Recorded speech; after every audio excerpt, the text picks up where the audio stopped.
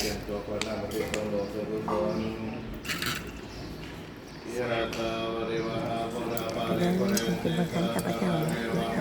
ทำนำวันขอเป็นจิตค่ะคอยน้ำคุณเป็นสมุทรปัสมาเจ้าจะองค์ดิบปัจจุบันเป็นบุคคลก็องค์ปัจจุบันขวัดเป็นองค์ดิบปัจจุบัน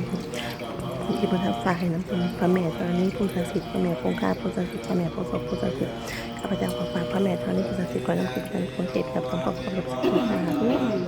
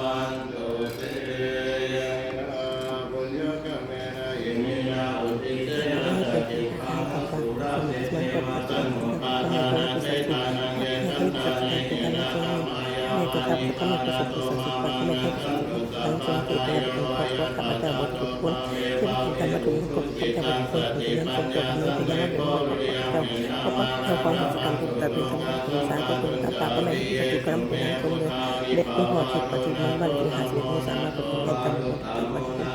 ตรงนี้เป็นผู้ตัดตาเป็นคนผู้ตัดเป็นผู้แสดงผู้ตัดเรากำลังรับทำกิจกรรมเป็นคนที่สุขก็เป็นผู้การเป็นคนเลยมาทำสุขเป็นเนื้อข้าพเจ้าบาดไปและจงกำลังดำเนินการเป็นการเป็นต่อเป็นความความสมบัติของข้าพเจ้า